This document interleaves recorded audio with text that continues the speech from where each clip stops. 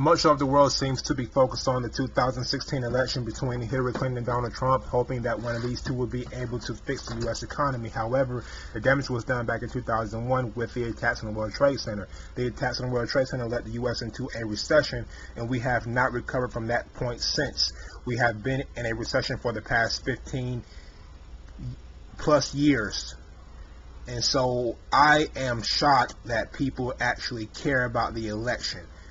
And I'm assuming people don't know that we have been in a 15-year plus recession, because if you knew that, I don't think you would be so optimistic or looking at this election as a big deal. You know I don't, because I know that we have been in a recession. So I'm not particularly sure exactly why people are interested in the election. Maybe it's because it's Donald Trump, or maybe because it's an interesting election. Maybe they feel that it's very important because it's going to determine whether the country goes up or down from this point out. But from what I see, it's going to be mainly down regardless of what happens at this point, because we're going to need another decade at least of economic boom. All right, and we had this before back in the 1950s. After the war, the Second World War, we had a great increase in production, and we bloomed as a country. You know, we didn't have any attacks really. We did very well for the next like 20 years. And can that happen again? I don't think so. It's very, very possible, but we're at a point now where it's very, very dangerous.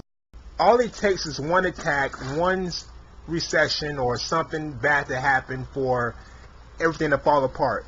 And I want to show you all the chart real quickly. This is the labor participation rate chart. This is basically a chart that measures who's working versus who's not working. The unemployment rate should do this to me, but it doesn't. It judges who looks for a job right now instead of who's working versus who's not working. And that's what we need to look at. We need to look at who's working and who's not working. And if you look at who's working versus who's not working, and if you look at this over a long period of time, well, since 2001, you see that we have continued to decrease from 2001. After the attacks, everything just dropped, okay? Went up a little bit after it fell, and it fell deeply. Tried to come back up a little bit in 07, 06, dropped again in 08 with the Great Recession, and then it hasn't recovered. It's tried to come up ever so now. Every now and again it tries to come up, but it ends up falling again, and it falls again, and tries to come up, and it falls again. It just keeps falling. Now, keep in mind, this is real. This is people losing their jobs, people losing what they have, companies not hiring, companies leaving the country. This is real, all right? So people lose their money, and we have to make up for everyone who lost their jobs. We trained people all through the 90s to work and go to school and etc. Now they went into the economy and their jobs were gone. All that work that we put into building companies and building jobs, it's all gone. We have to start fresh. We need something new.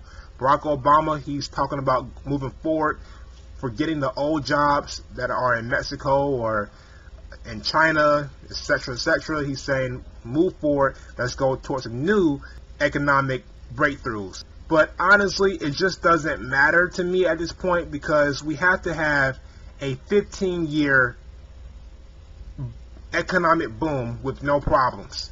It has to do very, very well over the next 15 years, because we're at a point now where we were in the 1970s, where it was mainly men working in the economy, and now we have both men and women working in the economy now.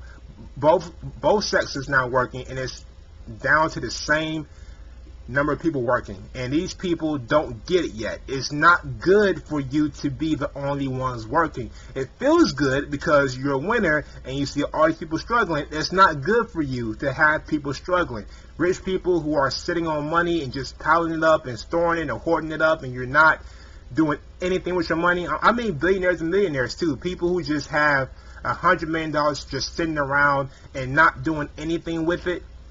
it hurts you when you don't start companies. It hurts you. These companies who are making record profits, you know, I remember that in 2013, 12, 11, these guys, when the country was in terrible condition, they were using the economy as an advantage to not hire people or to underhire people. They're still doing that, by the way. They don't want to hire anybody. They want to sit on stockpiles of money. I mean, billions of dollars. They want to sit on that money and not do anything with it. Not creating the companies, not hiring new people, nothing. They don't want to do anything with the money. And they're using all types of excuses. So I'm very disappointed that Barack Obama did not come out and tell these people to do something with their money. Create companies. You know, companies should not just be sitting there with loads of money and not doing anything with it. Because we need you to help the economy, and they don't want to do it. If he did, then, you know, I wouldn't mind hearing that, you know, but I never heard him come out and say that. It would be very useful if you did, but I need to say this. The government must loosen its control over companies, because right now there are so many rules. It makes it not attractive to start a company in the U.S. There are so many rules to follow. You must get permits here, a license over there. You have to pay taxes, almost half of your income, to the government, and that's not something that's attractive for people who have companies or for people who want to start companies. And so that has to be changed, either refined, you know, controlled in a different way, or just taken away, period, so people can start companies. It doesn't really fit for people to start companies right now.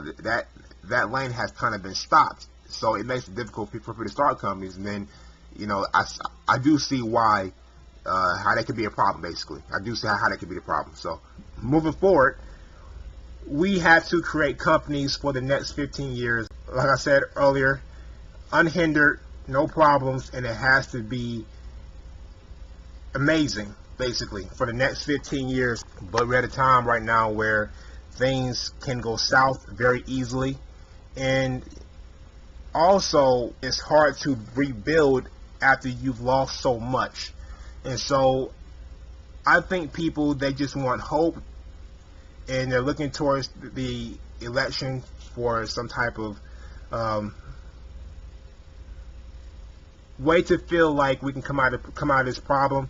And like I know, anything can happen, but people, I'm not sure they know about this. You know, that the labor rate is down completely. People are trying to blame the decrease on the baby boomers, but it's not the baby boomers, it's millennials.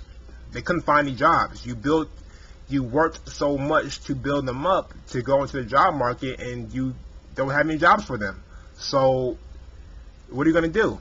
You got to train them for new stuff, and it's just a mess. You have people you have people who lost their jobs, no one that we still haven't made up for. So it just kind of shocked me that people really cared about the election. I thought at this point that people wouldn't really care anymore, that they would just be focused on either trying to start companies, or, you know, I actually expected more people to be angry or talking about this more, but I guess people are buying the media and believing that nothing's going on, you know. But have a great day, everybody. Thank you all for watching this video. I'm cool with 3 this. Leave your comments. What do you all think about this? Have a great day. Bye.